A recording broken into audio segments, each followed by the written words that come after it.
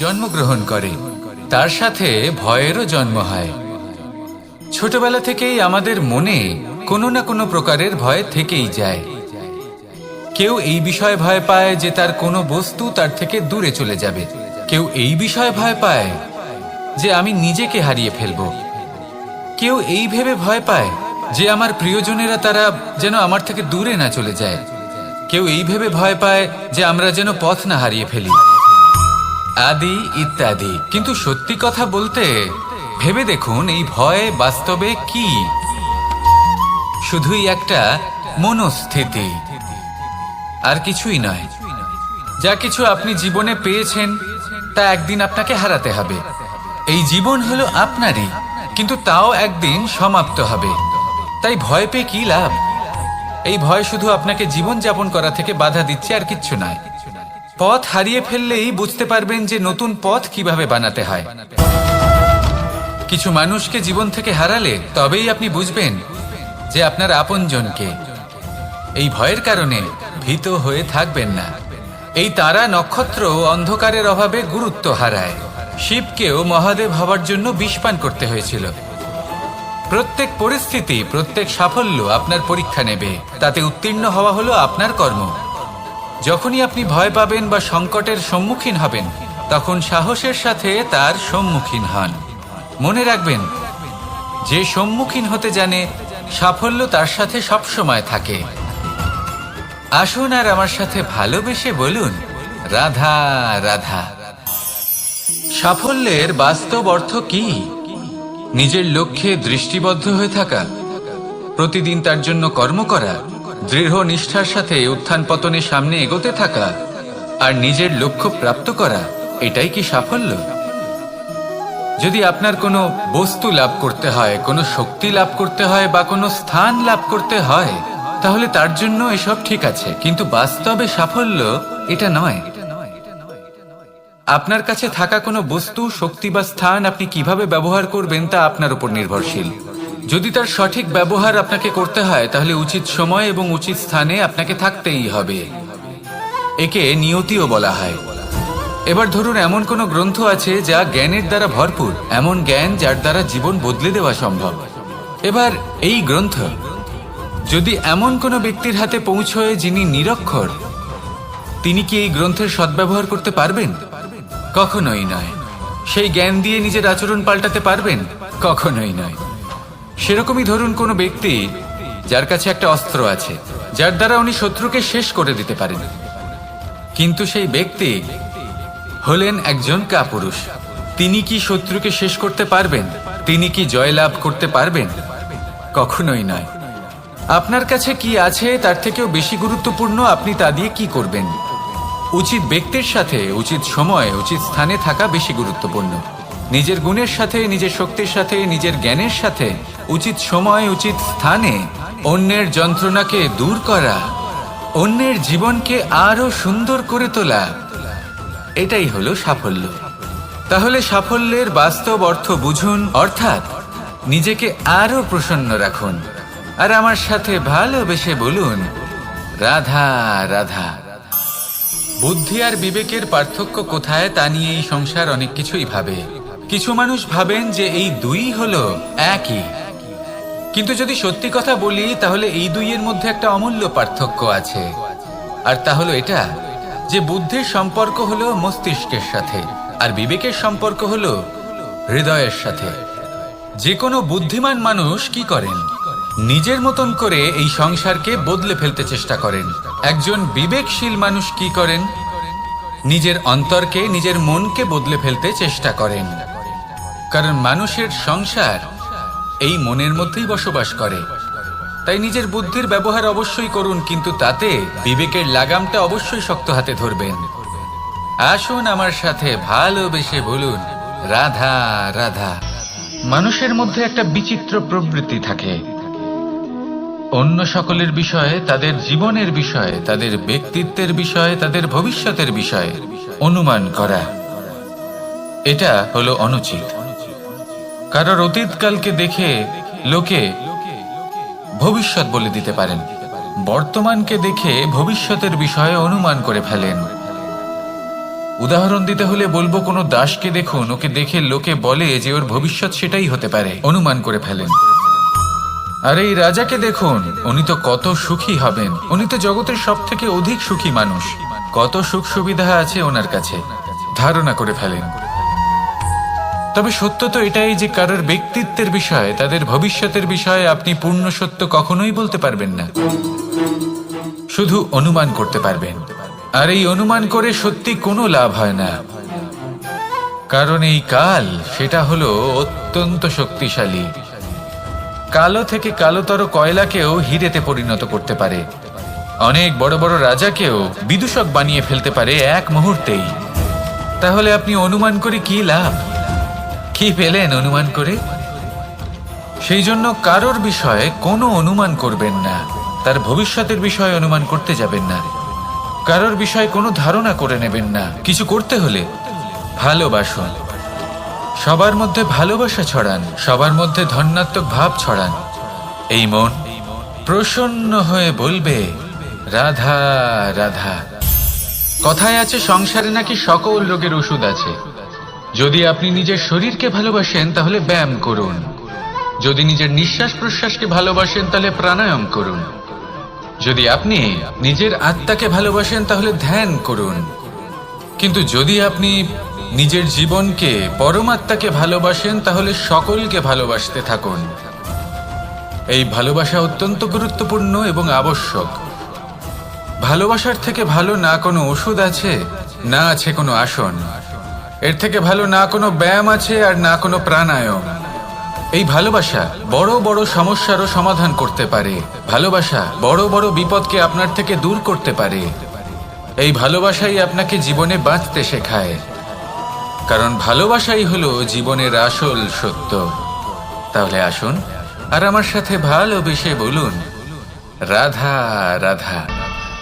জীবনে সাফল্য লাভ করতে হলে মানুষকে উচিত পথে চলতে হবে, কিন্তু তার থেকেও বেশি গুরুত্বপূর্ণ হলো এটা বোঝা যে সেই পথে চলতে চলতে কখন আমাদের দাঁড়াতে হবে আর কখন আমাদের চলতে হবে। এই শিক্ষা অত্যন্ত গুরুত্বপূর্ণ। এবার দেখুন, ছোট্ট একটা কথা রয়েছে, ওকে আটকিও না, যেতে দাও। এই বাক্যের অর্থ কি?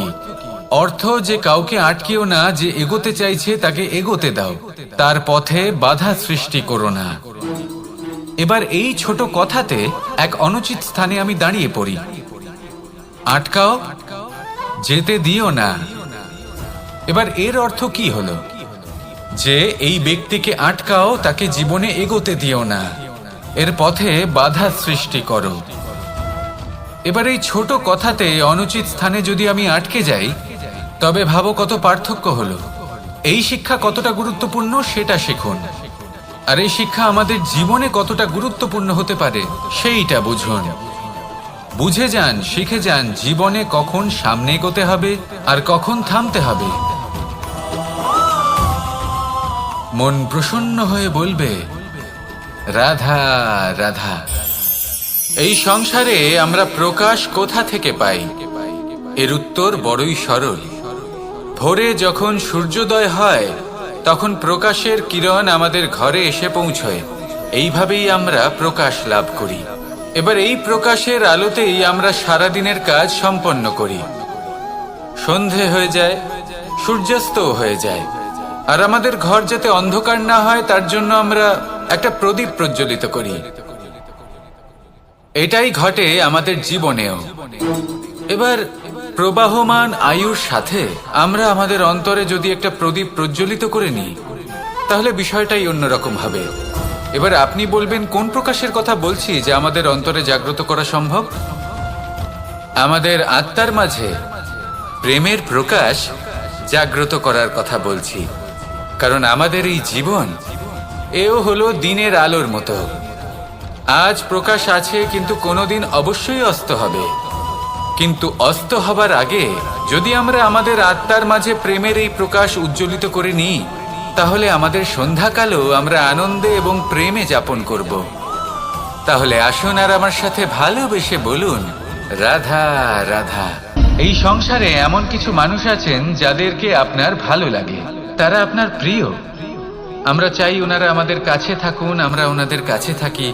এবার সেই ক্ষেত্রে আমরা তাদের ভালো ভালো উপহার দেওয়ার চেষ্টা করি, কারণ ওনারা হলেন আমাদের প্রিয়। আর তার বদলে আমরা আশা করে থাকি যে ওনারা আমাদের একটু সম্মান করবেন। এবার এই মানুষজন যারা আমাদের প্রিয়, এদের আমরা একটা উপহার দিই। সোনা দিয়ে থাকি, আভূষণ দিয়ে থাকি, হিরে মুক্তো দিয়ে থাকি। কিন্তু যদি ভেবে দেখি, এই সব কিছুরই একটা মূল্য আছে। ভেবে দেখুন, আপনি কি তাদের এমন কোনো উপহার দিতে পারেন যা কিনা অমূল্য? তা এরকম উপহার কি হতে পারে? ঠিক বলেছেন আপনি, প্রেম। এই প্রেমই হলো অমূল্য, কারণ মন থেকে এর উৎপত্তি হয়। না চেয়ে পাওয়া যায় আর না ছিনিয়ে নেওয়া যায় এই ভালোবাসা। ঠিক এইরকমই হয় এই সম্মান। যদি সম্মান করো তাহলে মন থেকে এবং ভালোবেসে করো, ভয় পেয়ে নয়। মনে রাখবেন, যে মাথা ভয়ের দ্বারা নত হয়, বিরোধিতাও প্রথমে সেই করে থাকে। যে মাথা ভালোবেসে নত হয়, তা আপনার জন্য বলিদানও দিতে পারে। এই সংসারের সব থেকে বড় উপহার, সব থেকে বড় বরদান এই প্রেম এবং সম্মান। তাকে সম্মান করুন আর আমার সাথে ভালোবেসে বলুন, রাধা রাধা। সমস্ত মানুষের জীবন কিছুটা সমান হয়। মানুষ জন্মগ্রহণ করে, তারপর চলতে শেখে, জীবনে এগিয়ে চলে, বার্ধক্য লাভ করে, তারপর সমাপ্ত হয়ে যায়।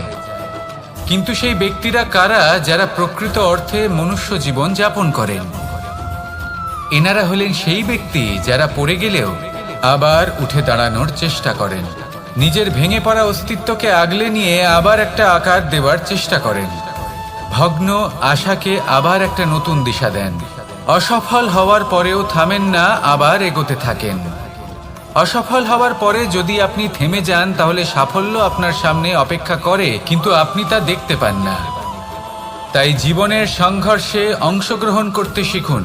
জীবনের সংঘর্ষ থেকে পালাবেন না। আসুন আমার সাথে ভালোবেসে বলুন, রাধা রাধা।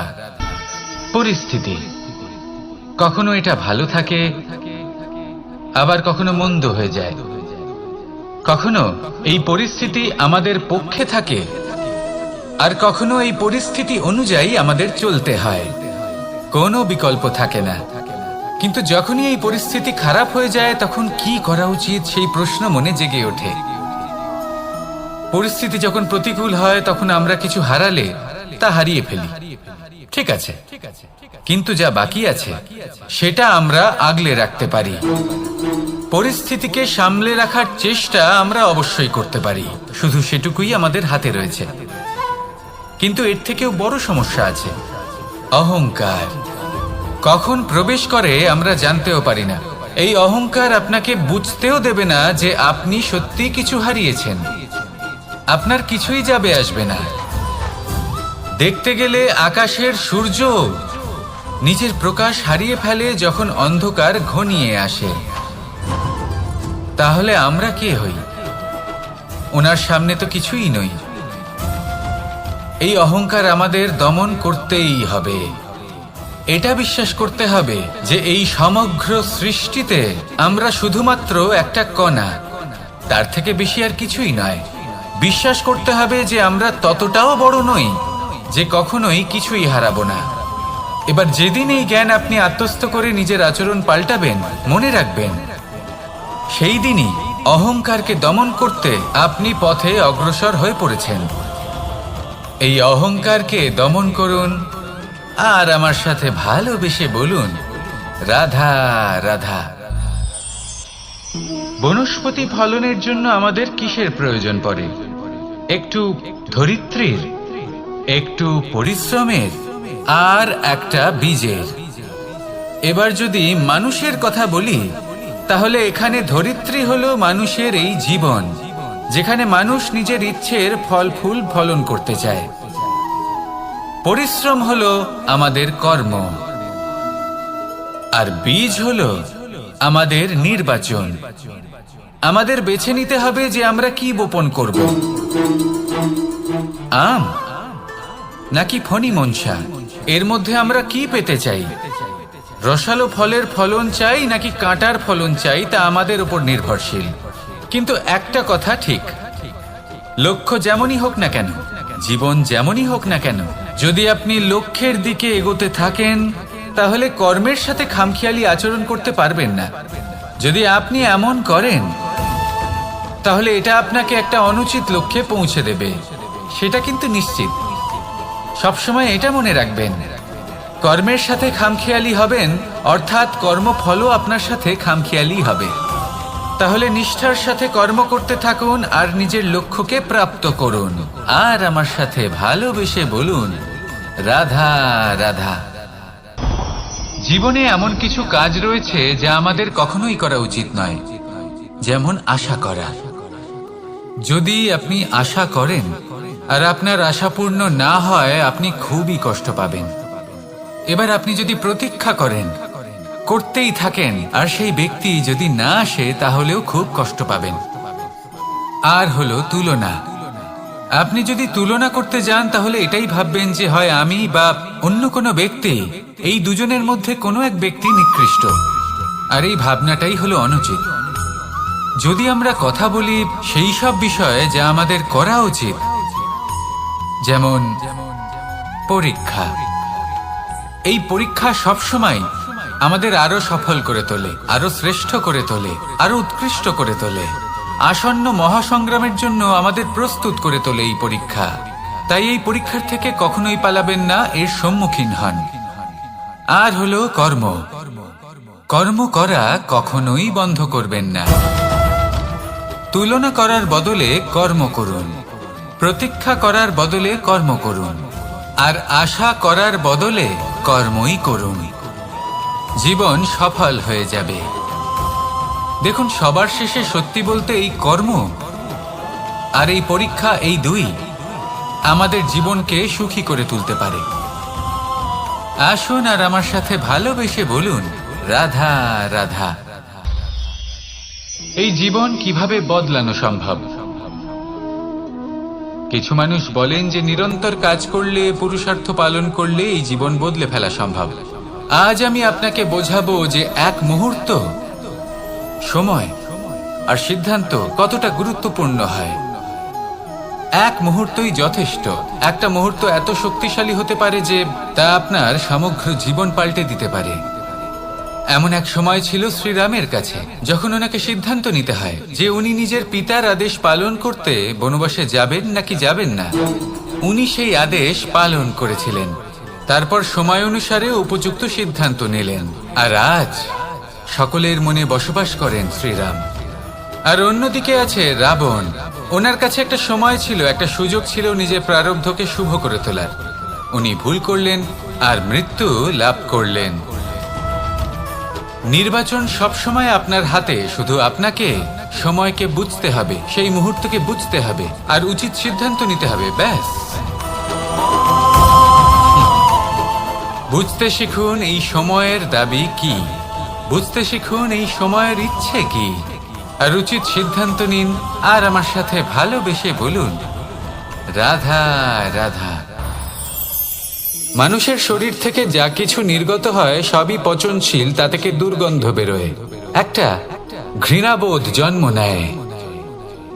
আমাদের রক্ত হোক, অবশিষ্ট হোক, ঘাম হোক, নিঃশ্বাস হোক, আবার এমনকি যখন আমরা মনুষ্য শরীর ত্যাগ করি তারপরেও এই শরীরেও পচন ধরে, তার থেকে দুর্গন্ধ বেরোয়। কিন্তু বিষয়টা হলো এটা আমাদের হাতেই নেই। তাহলে আমাদের হাতে কি রয়েছে? আমাদের কর্ম, আমাদের উদ্দেশ্য আর আমাদের বাণী। যদি এইগুলো শুভ রাখেন তাহলে শুধু নিজে সুগন্ধিত থাকবেন না, এই সমগ্র সংসারকে সুগন্ধিত করে তুলবেন। কথায় আছে যে বাণীর থেকে অধিক মূল্যবান আর কিছুই নেই। সেই জন্য যে কোনো কথা বলার আগে নিজের শব্দকে নিজের মনের তুলাদণ্ডে মেপে দেখুন, তারপরে তার প্রয়োগ করুন। কখনো কখনো এমনও হতে পারে যে আপনার কথা কারোর জীবনে আশীর্বাদ হয়ে দাঁড়ালো, যার দ্বারা হয়তো সে শক্তি এবং প্রসন্নতা লাভ করলো। আবার এমনও হতে পারে যে আপনার কথা হয়তো কারোর মনে এমন আঘাত দিল, সে সেই আঘাত কোনোদিনও ভুলতে পারল না। আসুন আমার সাথে ভালোবেসে বলুন, রাধা রাধা। ইচ্ছে এবং চেষ্টা এই দুই মানুষের মধ্যে আছে, কিন্তু এই দুইয়ের মধ্যে সামঞ্জস্য থাকা খুব প্রয়োজন। আপনার যা ইচ্ছে সেটা পূর্ণ করার জন্য চেষ্টার প্রয়োজন তো অবশ্যই। আপনি যে স্বপ্ন দেখেন সেটা পূর্ণ করার জন্য নিদ্রা ত্যাগ করে চেষ্টা করা অত্যন্ত প্রয়োজনীয়, নয়তো এই স্বপ্ন কখনোই পূর্ণ হবে না। যদি আপনি কোনো প্রশ্নের উত্তর চান তাহলেও আপনাকে চেষ্টা করতেই হবে। জীবনে যদি সামনে এগোতে হয় তাহলে পাকে কষ্ট দিয়ে সামনে এগোতে হবে, চেষ্টা অবশ্যই করতে হবে। যদি আপনি চেষ্টা না করেন, পরিশ্রম না করেন, তাহলে এই সংসার আপনাকে পেছনে ফেলে সামনে এগিয়ে যাবে। নিজের ইচ্ছেগুলিকে মন থেকে বাস্তবে আনুন আর চেষ্টার দ্বারা তাকে সার্থক করুন। এই মন প্রসন্ন হয়ে বলবে, রাধা রাধা। জীবনে কখনো সাফল্য আসে, আবার কখনো অসফলতা, কখনো আশা পাওয়া যায়, কখনো নিরাশা, কখনো জয় লাভ করি, আবার কখনো পরাজয়। এর পেছনের কারণটা জানা অত্যন্ত প্রয়োজনীয়। যদি আমি পরাজয়ের কথা বলি, যখনই আমরা পরাজয় লাভ করি আমরা ভাবতে থাকি যে এমন কেন হলো? আমাদের শত্রু কি বেশি শক্তিশালী ছিল, নাকি আমাদের নীতিতে কোনো খামতি ছিল? এই সমস্ত কারণের পেছনে খুব বড় একটা কারণ থাকে, আর সেই কারণ আমাদের অন্তরে সুপ্ত থাকে। ধরে নিন একটা পথ, তাতে আপনি চলছেন, সেই পথ কাঁটায় পরিপূর্ণ, কিন্তু আপনি পাদুকা পরে রয়েছেন আর আপনি হেঁটে সামনে এগিয়ে যান। এবার এমন একটা পথ এলো যা পুষ্পে ঢাকা, আর আপনি পাদুকা পরে রয়েছেন, কিন্তু আপনার পাদুকাতে একটা পাথর আটকে গেল। তখন দু পা হাঁটাও খুব কঠিন হয়ে পড়ে। এই সংসারের যে কোনো শক্তি আপনাকে পরাস্ত করার পূর্বে আপনি জানেন কে আপনাকে পরাস্ত করতে পারে? আপনার অন্তরের দুর্বলতা, আপনার অন্তরের সেই সুপ্ত শত্রু। আর সেই জন্য ইতিবাচক মনোভাব গুরুত্বপূর্ণ হয়ে পড়ে। ভালো মানুষদের সাথে থাকুন, সৎসঙ্গে থাকুন, বন্ধুত্ব করুন, ভালোবাসুন। এই ভালোবাসা এত শক্তিশালী এক অস্ত্র যাকে ব্রহ্মাস্ত্র পরাস্ত করতে পারে না। এই সমস্যারূপী পাথর কিছুই নয়। আসুন আমার সাথে ভালোবেসে বলুন, রাধা রাধা। এই জীবন আসলে কি? আমরা কারা? আমাদের অস্তিত্ব আসলে কি? পঞ্চতত্ত্ব দ্বারা নির্মিত আমাদের এই শরীর, আর এর মধ্যে পরমাত্মার একটি অংশ আত্মারূপে বসবাস করে। আর যখন এই জীবন সমাপ্ত হবে তখন আমাদের আবার এই পঞ্চতত্ত্বের মধ্যে বিলীন হয়ে যেতে হবে। এটাই সত্য। এবার অনেক মানুষ আছেন এমন অনেক চেষ্টা করতে থাকেন এমন কর্ম করার যাতে এই সংসার তাদের চিরস্মরণীয় করে রাখবে। কিন্তু এই জীবন আসলে কি? সেই সময় যখন আমরা নিঃশ্বাস নিই, আমাদের হৃৎস্পন্দন হয়, আমরা যে মুহূর্তগুলো যাপন করি, এবার এই মুহূর্তগুলিতে আমরা কি করব সেটা অত্যন্ত গুরুত্বপূর্ণ। আমরা কি অহংকার করব নাকি পরোপকার করব? এই সৃষ্টিকে বেঁধে রাখার চেষ্টা করব নাকি নিজেকে উন্নত করে তোলার চেষ্টা করব? এটাই শিক্ষা যে বল হোক বা কায়া, এর প্রতি আমাদের না অহংকার করা উচিত আর না মোহ। শুধু প্রত্যেকটা মুহূর্ত প্রেমময় হয়ে বাঁচুন আর ভালোবেসে বলুন, রাধা রাধা। এই সংসারের সব থেকে বড় শক্তি আসলে কি? দৈহিক শক্তি, ভৌতিক শক্তি, রাজনৈতিক শক্তি, স্বর্ণের শক্তি, বিদ্যার শক্তি নাকি মায়ার শক্তি, ভক্তির শক্তি নাকি নিরাশক্তির শক্তি? এই সংসারের সব থেকে বড় শক্তি হলো হাসি মুখের। যদি আপনি এবং আমি এমন কোনো সময় হাসতে পারি যেখানে মুখে হাসি আসা প্রায় অসম্ভব, তাহলে বিশ্বাস করুন এই সংসারে কেউ আপনাকে ভাঙতে পারবে না। এটা কিছুটা সেই রেশমের কীটের মতো, যে চারিদিক থেকে নিজেকে ঢেকে রাখে একটা খোলসের মধ্যে থাকে কিন্তু জীবিত থাকে। এই হাসি মুখ এটা শুধুমাত্র একটা আবেগ নয়, এটা সংসারের যে কোনো অভাব দূর করে। অভাব আশার, অভাব বিশ্বাসের। এই হাসি আপনার অন্তরে আশার আলো জাগ্রত করে আর এই সংসারের হতাশা দূর করে দেয়। তাই কঠিন থেকে কঠিনতর পরিস্থিতিতেও মুখে হাসি বজায় রাখুন। এই শক্তি আপনার থেকে কেউ কাটতে পারবে না। আর যদি আপনার কাছে এই শক্তি থাকে তাহলে অন্য কোনো শক্তি আপনাকে বাধা দিতে পারবে না। তাহলে হাসুন আর আমার সাথে ভালোবেসে বলুন, রাধা রাধা। যজ্ঞের আগুনকে শুভ বলে মনে করা হয়, আর সেখানেই চিতার আগুনকে অশুভ মনে করা হয়। এমনটা কেন হয়? এখানে বিষয়টা হলো লক্ষ্য, বিচার এবং সঙ্গের। যখন আমরা যজ্ঞ করি তখন আমাদের লক্ষ্য কি হয়?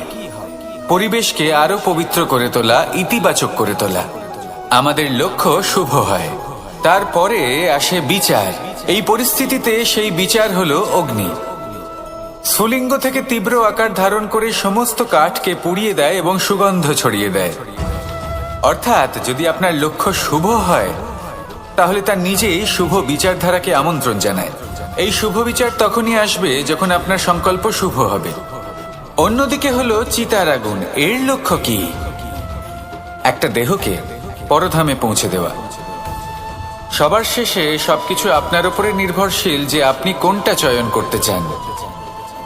আপনার লক্ষ্য যদি শুভ হয় তাহলে আপনার বিচার এবং সঙ্গতি আর তার পরিণাম সবই শুভ হবে।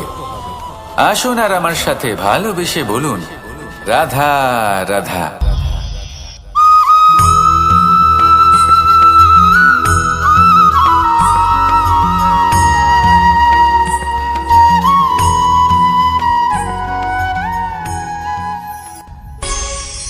আভূষণ। কার না ভালো লাগে এই আভূষণ? আমরা পরিশ্রম করি, ধন অর্জন করি, আর আভূষণ কিনে থাকি, কখনো নিজের জন্য, কখনো বা তাদের জন্য যাকে আমরা ভালোবাসি, বা তাদের জন্য যাকে আমরা সম্মান করি। হয়তো সেই জন্যই সীতা চূড়ামণি ধারণ করেছিলেন এবং আমি সামন্তকমণি। কিন্তু এটাই কি সেই প্রকৃত আভূষণ যা আপনার মূল্য বৃদ্ধি করে? না।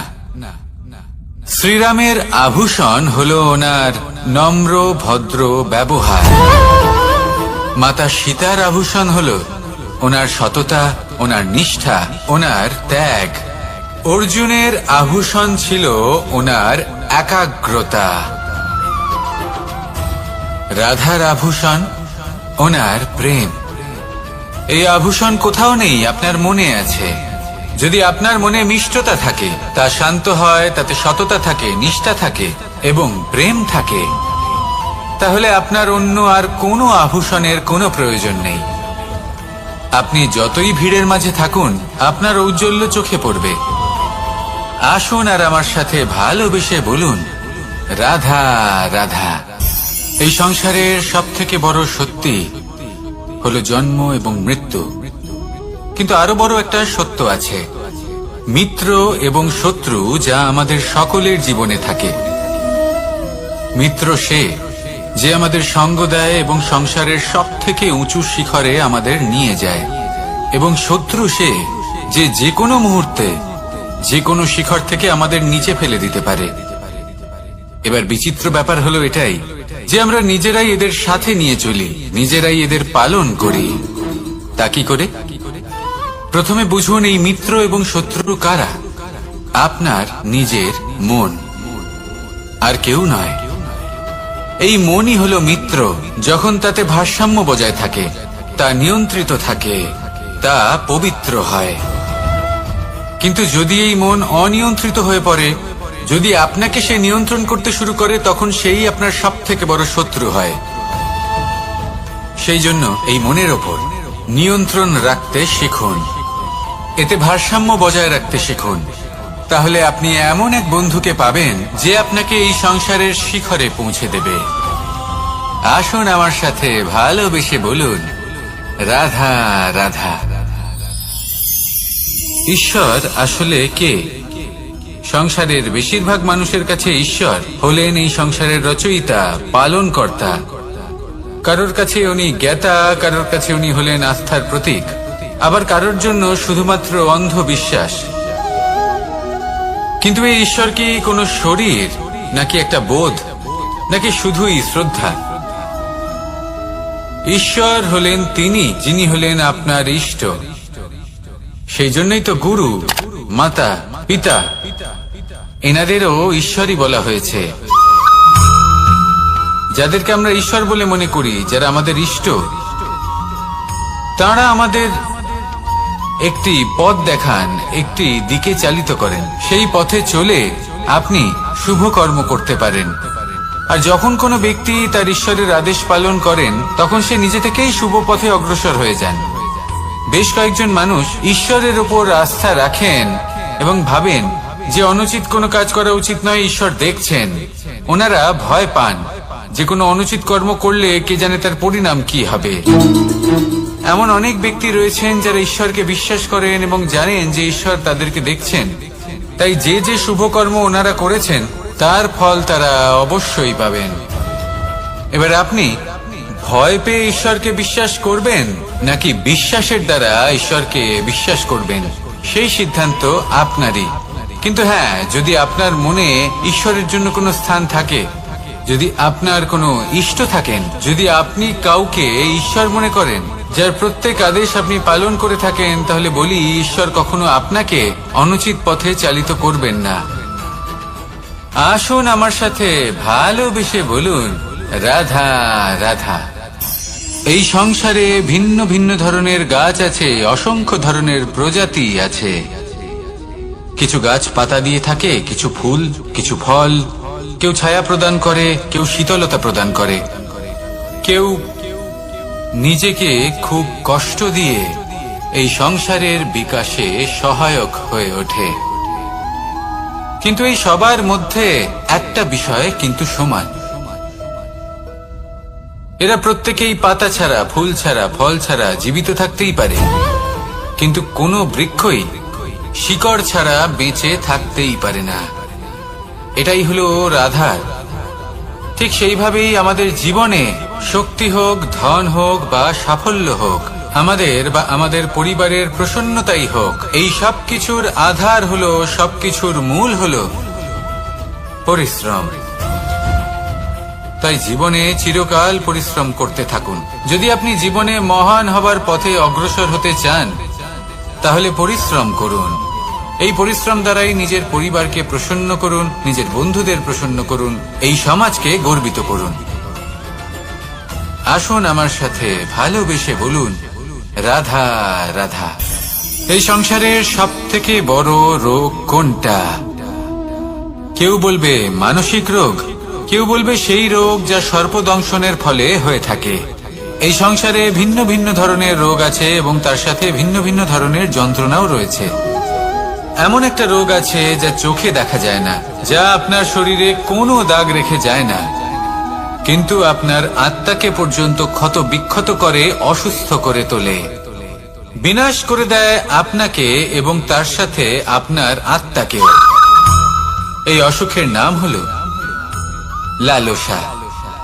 লালসা, যে কর্ম সাধন করেছেন তার থেকে বেশি ফল লাভ করার আশা। লালসা, যা আজ আছে তার থেকে অনেক বেশি লাভ করার ইচ্ছে। এই ইচ্ছে এই সংসারে সবার থেকে এগিয়ে থাকার আপনাকে প্রেরণা যোগাবে, কিন্তু তার জন্য আপনাকে অপরাধযোগ্য কাজ করতে উৎসাহিত করবে। আপনার বন্ধু, আপনার আত্মীয়, আপনার পরিবার, এই সবার থেকে আপনি কখন দূরে চলে যাবেন আপনি বুঝতেই পারবেন না। উচিত অনুচিত কোনটা, ধর্ম অধর্ম কোনটা, সব ভুলে যাবেন আপনি। সেই জন্য মনে রাখবেন, নিজের জীবনে যদি আপনি লালসার থেকে নিজেকে দূরে রাখতে পারেন, তাহলে এর অর্থ হলো যে আপনি এই সংসারের সব থেকে বড় অসুখের ওপর বিজয় লাভ করেছেন। আসুন আমার সাথে ভালোবেসে বলুন, রাধা রাধা। এই সাগর কত বিশাল আকার, কখনো শান্ত কখনো উত্তাল, কিন্তু এই সাগরকে এত মহান কে করে তুলল? জল। এবার এই জলের যাত্রা দেখুন, সেটা কতটা কঠিন। এই জল সাগরে থাকে, সূর্য ওকে এতটা উত্তপ্ত করে তোলে যে এই জল নিজের অস্তিত্ব হারিয়ে ফেলে এবং বাষ্পে পরিণত হয়ে হাওয়ায় মিলিয়ে যায়। তারপরে আকাশে যায় আর নিজের অস্তিত্ব আবার হারিয়ে ফেলে, মেঘে পরিণত হয়। তারপর এই মেঘ কোথাও গিয়ে কোনো পর্বতে ধাক্কা খায়, তারপর আবার এই জল নিজের অস্তিত্ব হারায়। তারপরে বর্ষার রূপ ধারণ করে তা বর্ষিত হয়, বা কোনো পর্বতের চূড়ায় তার শিখরে বরফের রূপ ধারণ করে। তারপরেই বর্ষা মাটির দিকে নিজের যাত্রা শুরু করে। এবার মাটিতে ঝরে পড়া এই বর্ষা স্রোতের আকার ধারণ করে এবং আস্তে আস্তে বইতে থাকে। এই নদীর আকার ধারণ করে এবং নদী রূপে বইতে বইতে পাথরে ধাক্কা খায় বা কোনো পর্বতে ধাক্কা খায়, আর তারপর এই নদী এসে সাগরে সমাহিত হয়ে যায়। নদীর এই জল আবারও নিজের অস্তিত্ব হারিয়ে ফেলে, কিন্তু এইবার সেই জল নিজেই সাগরে পরিণত হয়। এটা আমাদের সকলের জন্য একটা শিক্ষা যে এই সংসারে জীবন এবং সময়ের হলো এক অনন্ত যাত্রা। এই সংসারে যা কিছু আছে তার সূত্রপাত কোথাও একটা হবেই। সেই জন্য মৃত্যু এবং সমাপ্তির চিন্তা ত্যাগ করে দিন, আর যে সূত্রপাত আপনি লাভ করছেন তার আনন্দ উপভোগ করুন। ভেবে দেখুন আপনি কিভাবে শ্রেষ্ঠ কর্ম করতে পারেন যাতে এই সংসার এবং এই সমাজ এই দুইয়ের মঙ্গল সম্ভব। আসুন আমার সাথে ভালোবেসে বলুন, রাধা রাধা। মাকড়সার জাল দেখতে পাচ্ছেন? মাকড়সারা ভীষণ পরিশ্রম করে এটা তৈরি করে। নিজের শরীরের রস দিয়ে এই জাল বোনে। আপনি কি এটার উদ্দেশ্য জানেন? আসলে মাকড়সা এই জালে ছোট কীটপতঙ্গ ধরে তাদেরকে খাদ্যরূপে গ্রহণ করে।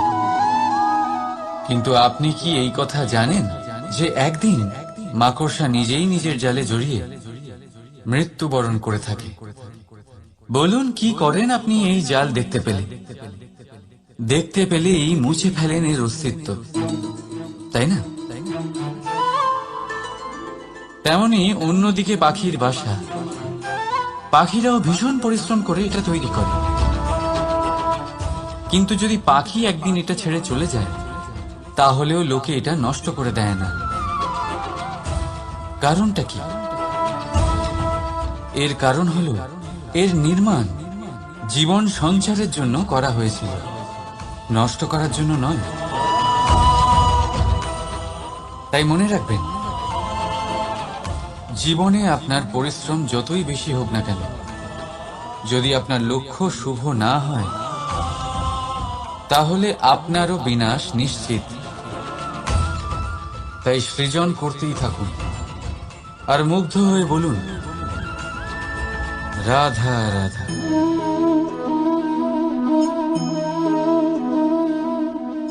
আপনার কি মনে হয় আমি কি করছি? আপনি বলবেন আমি প্রদীপ জ্বালাচ্ছি। সঠিক, কিন্তু প্রশ্ন হচ্ছে যে আমি কি আপনাকে বলেছি যে একে প্রদীপ বলা হয়? না। এই প্রদীপ কি নিজেই নিজের পরিচয় আপনাকে দিয়েছে? না। তাহলে আপনি কি করে জানলেন যে একে প্রদীপ বলা হয়? উত্তর হচ্ছে, করবে যে লোকে আপনাকে প্রদীপ ভেবে ভালোবাসবে নাকি সাপ ভেবে ভীত হয়ে থাকবে। রাধা রাধা। সময় কত বিচিত্র হয়। সময় আমাদের পক্ষে থাকলে আমরা নিজেদের রাজা মনে করে নিই, আর সেই সময় যদি বিপক্ষে চলে যায় তাহলে নিঃস্ব হতে সময় লাগে না। তাই মানুষের একটা অভ্যেস আছে, খারাপ সময়ের জন্য কিছু সঞ্চয় করা। আত্মীয়, বন্ধু খারাপ সময় পাশ থেকে সরে যায়। যশ, মান প্রতিকূল সময় চিরস্থায়ী হয় না। তাই মানুষ মনে করে অর্থ সঞ্চয় করাই শ্রেয়। অর্থের কোনো হৃদয় নেই যা সময়ের সাথে পরিবর্তিত হবে। সংসার বলে সর্বদা অর্থ সঞ্চয় করতে থাকুন। খারাপ সময় অবশ্যই কাজে লাগবে, কিন্তু আমি বলবো শুভ কর্ম করতে থাকুন, আনন্দে থাকুন, নিজের ওপর আর ঈশ্বরের ওপরে বিশ্বাস রাখুন। খারাপ সময় কখনো আসবেই না। রাধা রাধা। প্রকৃতি মানুষকে এক বিশেষ শক্তি দিয়েছে, অন্য জীবের থেকে বেশি শক্তি দিয়েছে। স্মরণ শক্তি। এই শক্তি মানুষকে অন্য জীবের থেকে ভিন্ন করে, ইতিহাস রচনা করার প্রেরণা দেয়, জ্ঞানকে বংশানুক্রমে এগিয়েও নিয়ে যায়। আর যারা ভুলে যান, অধিকাংশ সময় তারা উপহাস আর দয়ার পাত্র হয়ে যান। কিন্তু এটাই কি প্রকৃতরূপে সত্য? না। এই স্মরণ শক্তি মানুষের বিকাশের সব থেকে বড় বাধা হয়ে দাঁড়ায়। তার মনকে দূষিত করে দেয়। খারাপ অভিজ্ঞতা, কারোর করা বিশ্বাসঘাতকতা, কারোর কটাক্ষ বেশিরভাগ মানুষই ভুলতে পারেন না।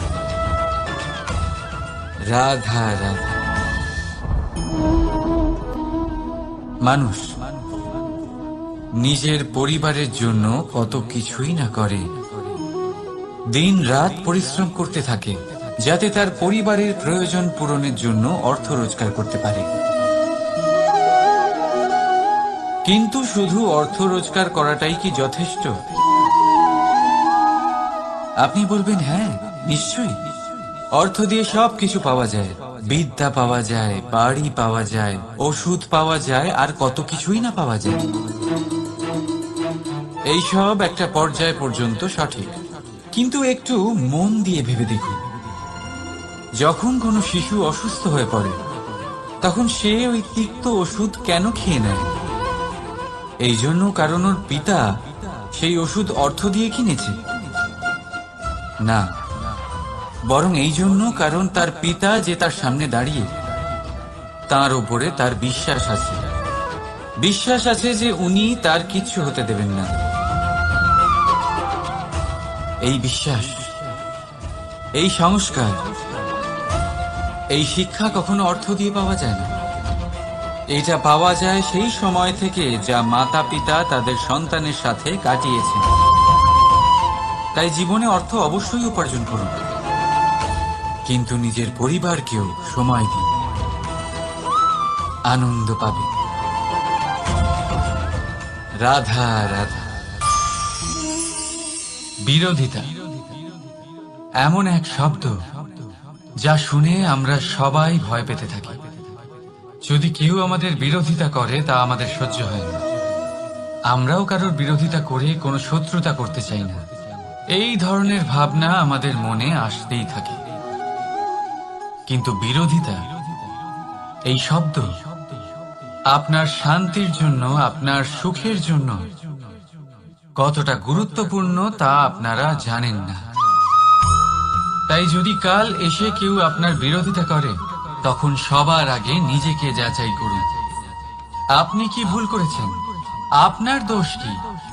নিজের মধ্যে কি ত্রুটি আছে সেটা বোঝার চেষ্টা করুন, নিজেকে সংশোধন করার চেষ্টা করুন, তারপর দেখুন বিরোধিতার এই আগুন আপনাকে স্বর্ণ থেকে কুন্দন বানিয়ে তুলবে। বলা হয় এই সংসারে খারাপ বেড়েই চলেছে, কিন্তু তার কারণ এ নয় যে খারাপ মানুষ বেড়ে চলেছে।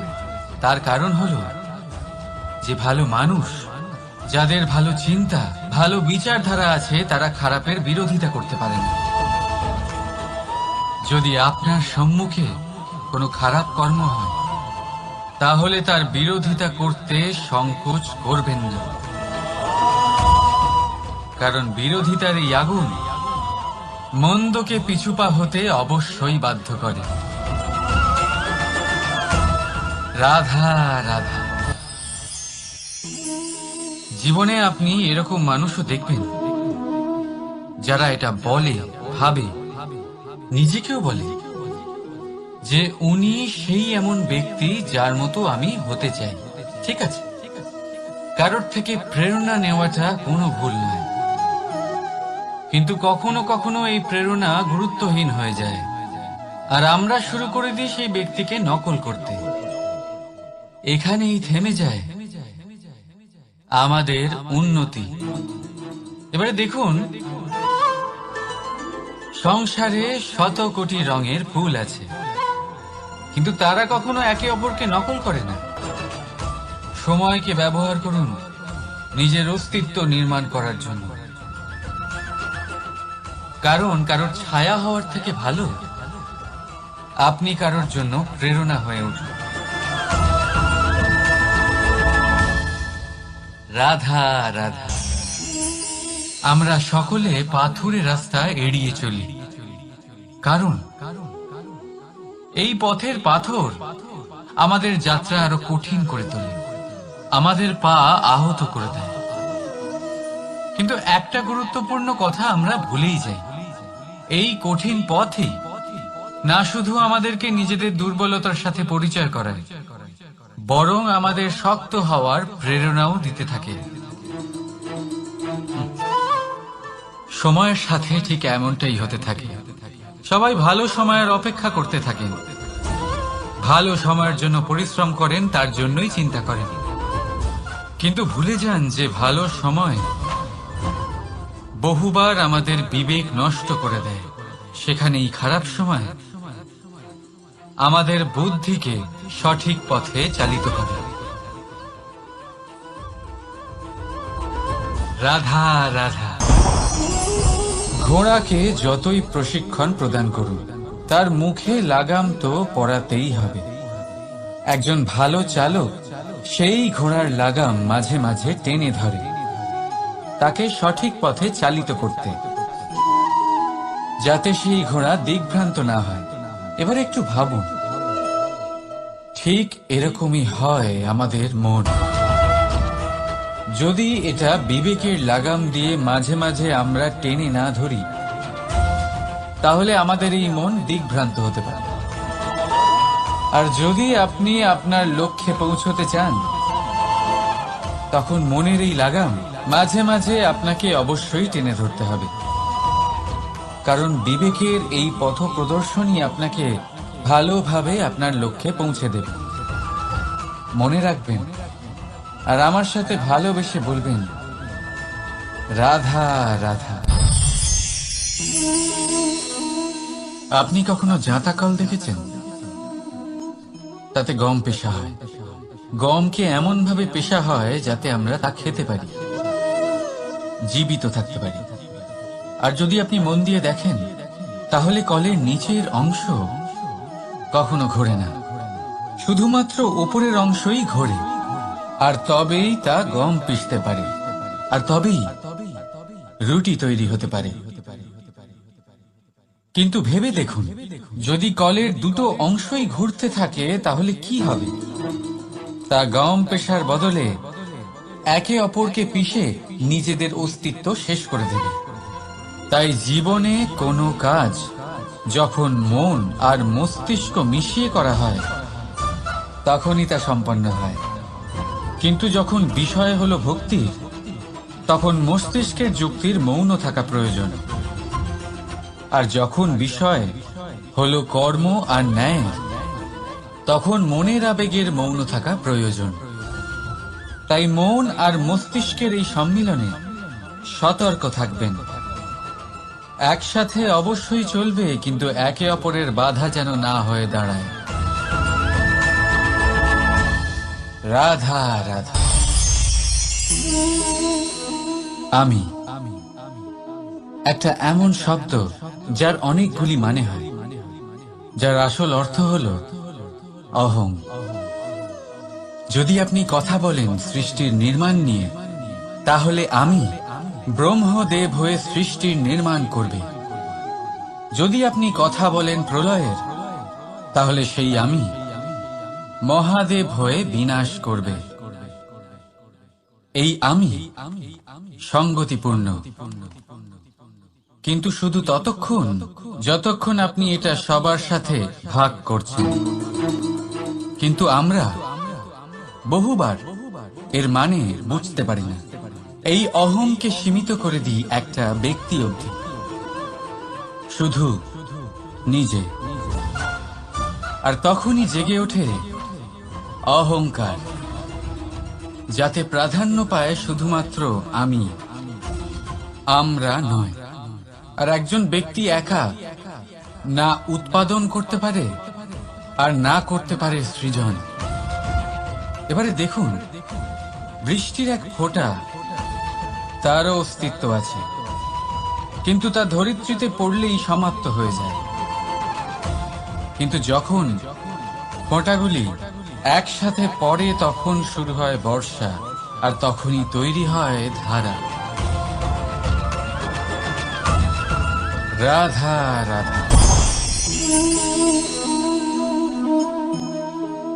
বলুন, কি দেখতে পাচ্ছেন আপনি? আমার হাতের এই সাদা বস্ত্র, নাকি এতে লেগে থাকা এই কালো দাগ? এবারে সত্যি কথা বলতে কি, আপনার নজর সবার আগে এই কালো দাগের উপরে গেছে। ঠিক আছে, এমনই তো হয়। ভীষণ কম মানুষ থাকেন যারা ভাবেন কোনো ব্যক্তি ভীষণ পরিশ্রম করে এই বস্ত্র ধুয়েছেন, এটা শুকিয়েছেন। বেশিরভাগ মানুষের নজর যায় এই দাগের উপরে, ভাবেন যে এটা কি করে লাগলো। কিছুটা এরকমই হয় আমাদের ব্যক্তিত্বের সাথে। আমাদের শুভ কর্মের উপরে আমাদের একটা খারাপ কর্ম ভারী মনে হয়।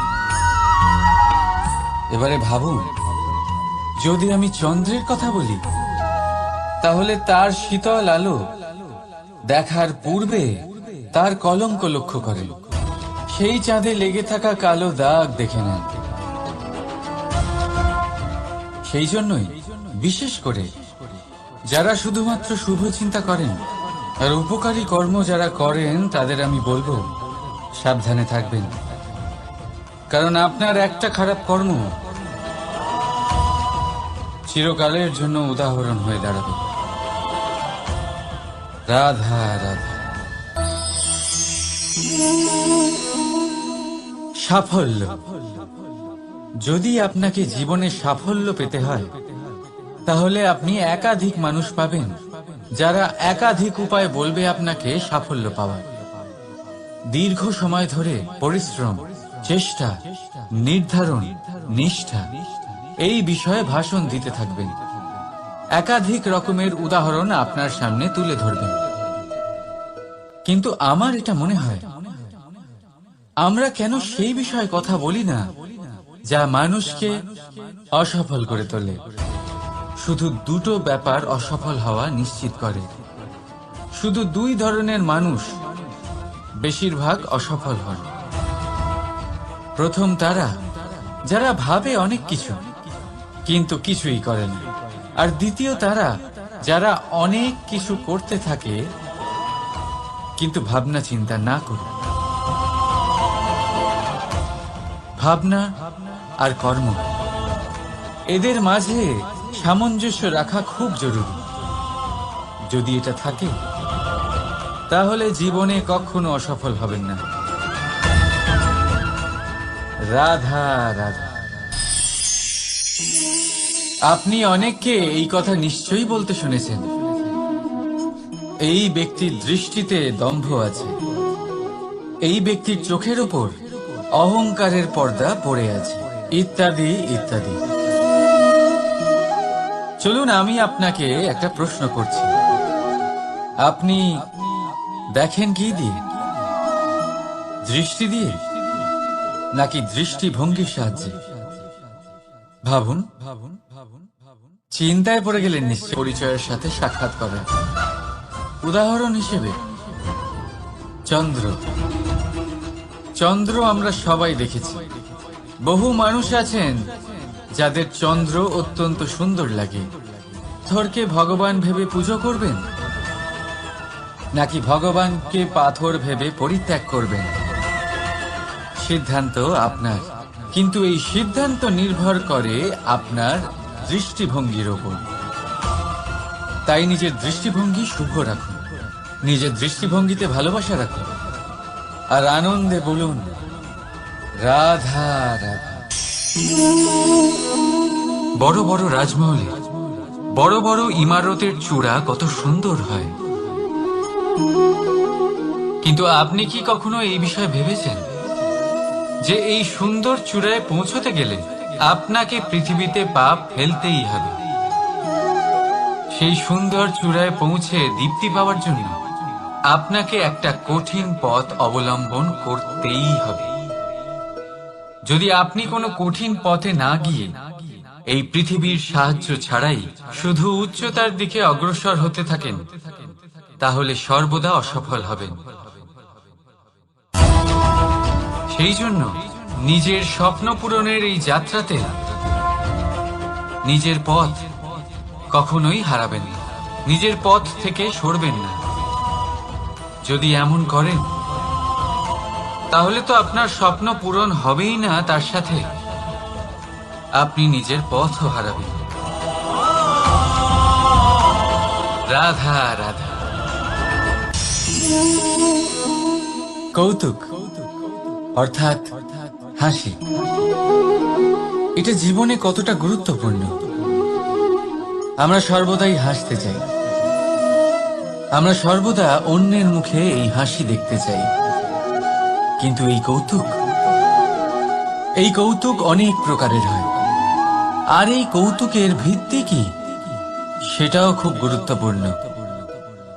কৌতুক কেবল তখনই পাবেন যখন তা শুদ্ধ মন থেকে আসবে। কৌতুক তখনই পাবেন যখন তা সামনে আর অপমানিত ব্যক্তির মন তিক্ত হয়ে থাকে। তাই মনে রাখবেন যে এই কৌতুক যেন কৌতুকই থাকে, তা উপহাস বা কটাক্ষ না হয়ে যায়। রাধা রাধা। মানুষ এই শব্দের সূচনা হয় মন থেকে, আর সেই জন্যই হয়তো আমাদের এই মন এতটা গুরুত্বপূর্ণ।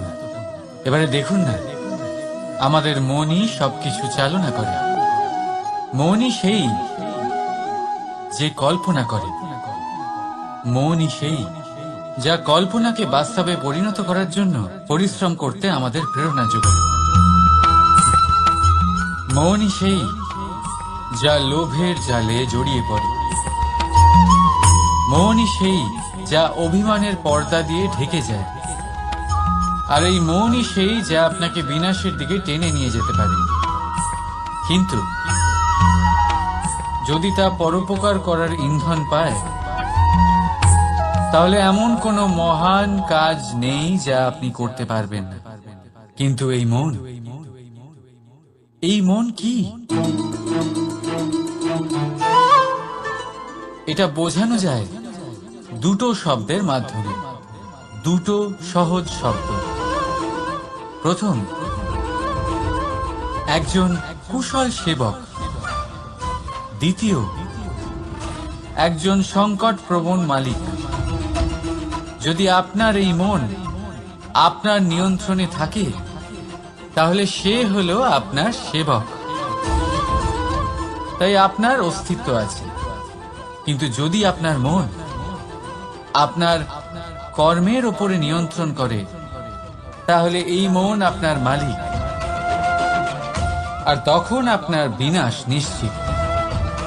তাই নিজের এই মনকে নিয়ন্ত্রণে রাখুন, কিন্তু ভালোবেসে। আসুন আমার সাথে আনন্দে বলুন, রাধা রাধা। এই সূঁচ দেখতে পাচ্ছেন আপনি?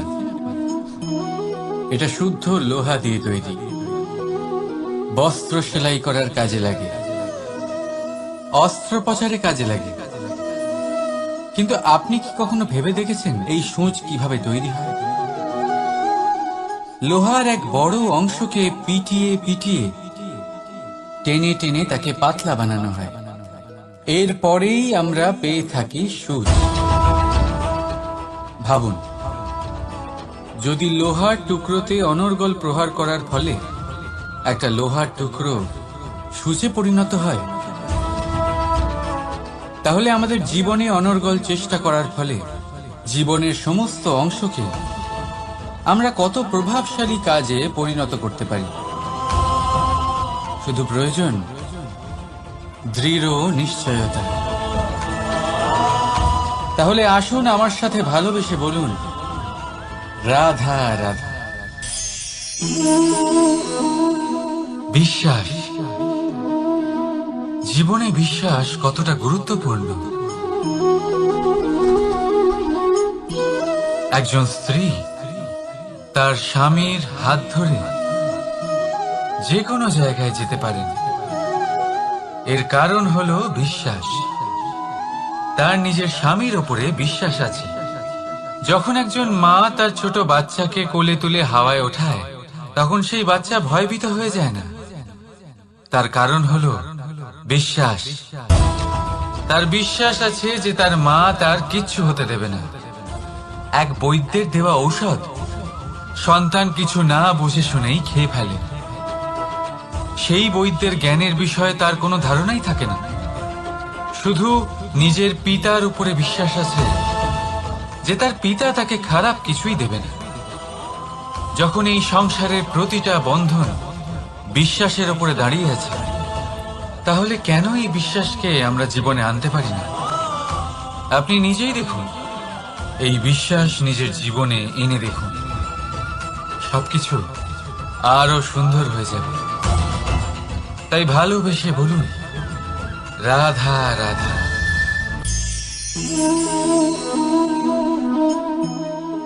অহংকার, এই শব্দটা সবাই শুনেছেন। বহু মানুষকে আপনি এটা বলতে শুনেছেন যে ওই ব্যক্তির অহংকার আছে, ওই মানুষটির ক্ষমতার অহংকার আছে, ওই ব্যক্তির নিজের রূপ নিয়ে অহংকার আছে, ওই ব্যক্তির নিজের অর্থের অহংকার আছে, ইত্যাদি ইত্যাদি। কিন্তু এই অহংকার, এর অস্তিত্ব হয় কি করে? এবারে একবার এই হাতটা দেখুন। যদি এই হাতের 5 আঙ্গুল উঠে দাঁড়ায়, আশীর্বাদ। আর যদি এই হাতের 5টা আঙ্গুল একসাথে মুঠো হয়ে যায়, শক্তি। সংকটের বিরুদ্ধে ঢাল। কিন্তু এই একটা আঙ্গুল সংকটের কারণ হয়ে দাঁড়াতে পারে। এই একটা আঙ্গুল শত্রুকে আহ্বান জানায়। এবার অহংকার বলে এই শব্দটাই দেখে নিন।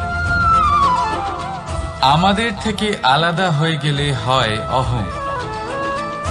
অহং অর্থাৎ ব্যক্তির মনে হয় যে সে আপনদের থেকে, নিজের বন্ধুদের এবং সঙ্গীদের থেকে, নিজের পরিবারের থেকে অনেক উপরে, অনেক শ্রেষ্ঠতর সে। কিন্তু মনে রাখবেন, এই অহংকার কোনো ব্যক্তির অস্তিত্বের বিনাশের প্রথম ধাপ। তাই ঝেড়ে ফেলে দিন এই অহংকারকে, আর বিশ্বাস করুন আমাদের ওপর, কারণ তখনই আপনি শান্তি পাবেন। আর সেই শান্তির সাথেই বলে উঠবেন, রাধা রাধা।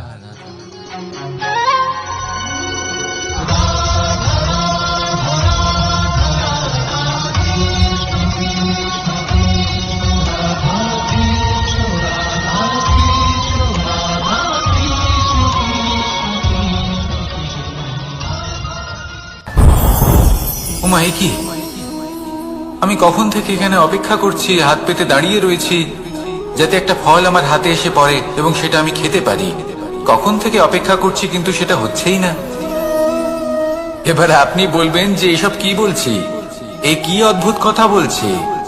যদি ফল খেতে হয় তাহলে আমাকে বৃক্ষে চড়তে হবে, ফলের কাছে পৌঁছতে হবে, তবেই তো ফল পাবো।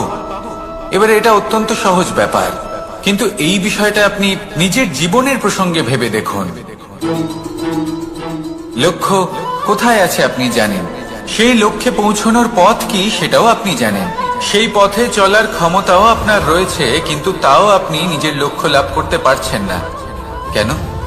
কারণ আপনি অপেক্ষা করছেন যে লক্ষ্য আপনার সামনে চলে আসবে, কিন্তু তা হয় না।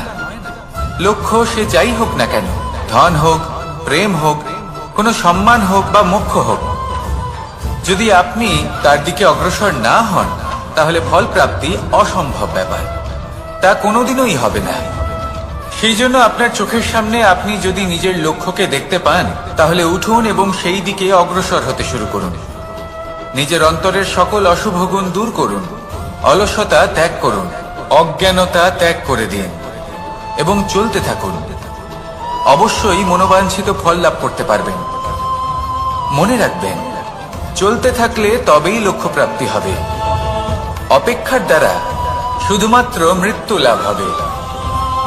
আসুন আমার সাথে ভালোবেসে বলুন, রাধা রাধা। পাখি কখন জন্ম নেয়, কখন উড়তে শেখে, কখন বাসা বানাতে শেখে, কখন নিজের মৃত্যু লাভ করে, এসব আমাদের মধ্যে কেউ জানি না। কিন্তু পাখি একটা কথা খুব ভালো করে জানে, যে এই সংসারে ও যা কিছুই করুক না কেন, এই সংসারের ওকে নিয়ে কিচ্ছু যায় আসে না। এবার আমরা কি করি? কোনো কাজ করার আগে আমরা এটা ভাবি যে এই সংসার যদি আমাকে দেখে ফেলে তাহলে কে জানে এই সংসার কি ভাববে, আমার প্রতিচ্ছবি কেমন তৈরি হবে কে জানে, কে জানে কি হবে আদি ইত্যাদি। এই সব ভাবনায় আমরা মগ্ন হয়ে যাই। কিছুটা এমন ভাবে মগ্ন হই যে বর্তমানের কর্মের এই জীবনের যাত্রাপথে সেই সময়ের আনন্দ উপভোগ করতে ভুলে যাই। এবার দেখুন একটা পাখি কি করে, ওর কর্ম হলো গান গেয়ে চলা। ওই পাখি গেয়ে চলে, কেউ ওর গান শুনুক বা না শুনুক, কেউ আদৌ শুনছে কিনা সেই বিষয়টা নিয়ে সেই পাখির কিছুই যায় আসে না। সেই পাখি নিজের কর্ম করতে থাকে। হয়তো সেই জন্যই আপনি কখনো কোনো পাখিকে কাঁদতে দেখবেন না। এরকমই আপনাকে নিজেকে গড়ে তুলতে হবে। প্রথমে নিজেকে জিজ্ঞেস করুন, এই যে কর্ম আমি করতে চলেছি সেটা কি উচিত? যদি আপনার মনে হয় সেটা উচিত, তাহলে সেটা প্রমাণ করুন। এটা ভাববেন না যে এই সংসার কি ভাববে। আসুন আর আমার সাথে ভালোবেসে বলুন, রাধা। বনের মধ্যে যদি আপনি কোনো বিষাক্ত সাপ দেখেন তাহলে কি করবেন? আপনি তখনই তার থেকে দূরে পালাতে চেষ্টা করবেন। আর এটা কেন করবেন? নিজের রক্ষার্থে। এই কথা আমি নয় মেনে নিলাম, কিন্তু নিজের জীবনে এটা করেন না কেন? আপনি যেখানেই যান, যে স্থানেই যান না কেন, প্রত্যেক সময় প্রত্যেক মুহূর্তে এমন বিষাক্ত সাপ আপনি অবশ্যই খুঁজে পাবেন। আর সেই সাপ নয় যাদের আপনি বনে খুঁজে পাবেন, এরা হলো সেই সাপ যা আপনাকে পাপ করতে বাধ্য করবে। আপনার অন্তরের বাসনা, ক্রোধ, অহংকার, লোভ, ঈর্ষা এদের বৃদ্ধি ঘটাবে। দেখুন, বনের এই সাপ আপনাকে একবার ছেড়ে দিতেও পারে, ছোবল নাও মারতে পারে, কিন্তু এই যে পাপরূপী সাপ আছে তা অবশ্যই ছোবল মারবে।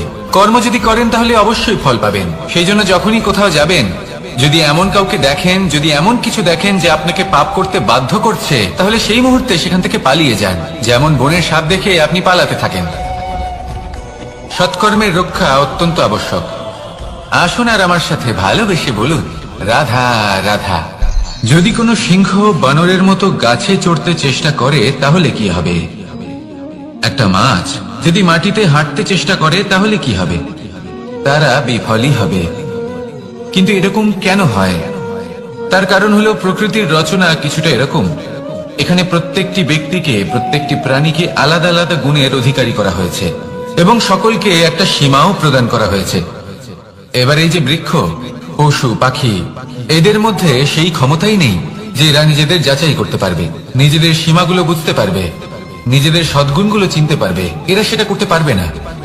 কিন্তু মানুষ তো আলাদা। মানুষের কাছে সেই বিশেষ শক্তি আছে যে তারা পূর্ণরূপে নিজেদের যাচাই করতে পারবে, নিজেকে পূর্ণরূপে বুঝতে পারবে, নিজের দোষ, নিজের অপগুণ, নিজের সদ্গুণ, নিজেদের সীমাগুলো তারা বুঝতে পারবে। আর এটা অত্যন্ত গুরুত্বপূর্ণ। কথায় আছে যে যদি সাফল্য লাভ করতে হয় তাহলে নিজেকে যাচাই করে নিতে হবে। তাই নিজেকে যাচাই করুন, নিজের সাথে পরিচিত হয়ে যান এবং জীবনে কর্ম করতে থাকুন। সাফল্যের শিখরে অবশ্যই পৌঁছে যাবেন। আর ওখানে যদি যান তাহলে এই মন প্রসন্ন হয়ে অবশ্যই বলবে, রাধা রাধা। অন্ধকারাচ্ছন্ন রাত্রি যদি এসে থাকে তাহলে আলোকিত প্রকাশ নিয়ে সূর্যও অবশ্যই আসে। রোগ যদি এসে থাকে তাহলে তার ওষুধও অবশ্যই আসে। সমস্যা যদি আসে তাহলে সেই সমস্যার সমাধানও নিজে থেকেই আমাদের কাছে চলেই আসে। এই সংসার, এই জীবনের শুধুমাত্র একটাই নিয়ম আছে, আর তা হলো এটাই, এই সংসার হলো একটা চক্রের মতো। এতে শাশ্বত বলে কিছু নেই, নিত্য বলে কিছু নেই। আর যা কিছুই রয়েছে সব বদলাতে চলেছে। যদি আপনার জীবনে দুঃখ থাকে, সমস্যা থাকে, যদি আপনি বিপদ দ্বারা আচ্ছন্ন, তাহলে মনে রাখবেন সবকিছু বদলে যেতে চলেছে। দুঃখের সময় কাঁদবেন না, মনকে আরো দুঃখী করে তুলবেন না, কারণ এখানে যা কিছুই এসেছে তা যাওয়ার জন্যই এসেছে। তাহলে এত চিন্তা কিসের? আনন্দ সহকারে জীবন যাপন করুন আর আমার সাথে ভালোবেসে বলুন, রাধা রাধা। রাত্রিবেলায় যখন আলোকিত জোনাকিদের দেখেন তখন মন প্রসন্ন হয়ে ওঠে। এদের দেখতে খুবই সুন্দর লাগে। আর এমন ঠিক কেন হয়? প্রথম হলো এটাই যে রাতের বেলায় চতুর্দিক অন্ধকারাচ্ছন্ন থাকে। এমত অবস্থায় যদি আমরা কোথাও একটু প্রকাশ দেখি তাহলে সেটাই আশার কিরণের ন্যায় মনে হয়। সেই প্রকাশই আমাদের মন প্রসন্ন করে তোলে। আর সেই জন্য যে সকল মানুষ রাতের বেলায় কোনো জোনাকি দেখতে পান তারা প্রসন্ন হয়ে যান। এবার কখনো কখনো জীবনে আমাদের মনে হয় যে চতুর্দিকে শুধুমাত্র অন্ধকারই হয়ে আছে। প্রত্যেকেরই তা কখনো মনে হয়। আর তখনই আমাদের নিরাশ হলে চলবে না, আমাদের দুঃখী হলে চলবে না। সেই সময় আমাদের খুঁজতে হবে নিজেদের আশেপাশে, চতুর্দিকে আর কোথাও না কোথাও আমরা প্রকাশ অবশ্যই দেখতে পাবো, আশার একটা কিরণ অবশ্যই দেখতে পাবো। কেউ এমন একটা কর্ম করেন যেটা দেখে আমরা প্রেরিত হয়ে যাই। আর এমন কোন কর্ম যদি আপনারা করেন তাহলে সেই কর্ম আপনার মনকে প্রসন্ন ভাব, আনন্দ এবং ভালোবাসা দ্বারা ভরিয়ে তুলবে। আপনার অন্তরে সেই অন্ধকারের অন্ত করবে, দুঃখেরও অন্ত করবে। আর এই মন প্রসন্ন ভাব নিয়ে বলবে, রাধা রাধা। মনুষ্য জীবনের সব থেকে বেশি গুরুত্বপূর্ণ বিষয় হল মনের একাগ্রতা।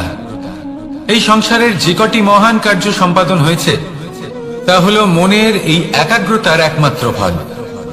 আপনি অবশ্যই দেখে থাকবেন অনেক ছোট বড় নদী যা বয়ে চলে তাদের সামনে একটা বাঁধ নির্মাণ করা হয় সেই সব নদীর জল সঞ্চয় করতে। বাঁধ হয়ে গেলে প্রয়োজন মতো বা মনের ইচ্ছে মতো তাকে ব্যবহার করা সম্ভব। এবার এটাই আমাদের মনের সাথেও সম্ভব। আমাদের মনের একাগ্রতা আজকের দিনে দাঁড়িয়ে বিভিন্ন ধরনের বিকার, ক্রীড়া এবং ভোগের মধ্যে ভাগ হয়ে গেছে। একে একত্রিত করতে হবে, একটা বাঁধ নির্মাণ করতে হবে, কর্মের বাঁধ। আপনাকে শুধু এটাই করতে হবে, যেটা উচিত কর্ম সেটাই করুন, যেটা অনুচিত কর্ম সেটা করা থেকে নিজেকে বিরত রাখুন। ব্যাস, এই কাজটাই আপনি করতে থাকুন, করতে থাকুন। মনের মধ্যে একাগ্রতার বাঁধ নির্মাণ করুন। আর একবার যদি তা নির্মাণ হয়ে যায় তাহলে যখন চাইবেন, যেখানে চাইবেন, যতটা চাইবেন একাগ্রতা প্রয়োগ করতে পারবেন। আর একবার যদি আপনি এটা শিখে যান তাহলে এই সংসারকে বদলে ফেলার মতো কাজ আপনি করতে পারবেন, সমাজকে শোধরাবার মতো কাজ করতে পারবেন। তাহলে এই মনকে একাগ্র করুন আর আমার সাথে ভালোবেসে বলুন, রাধা রাধা।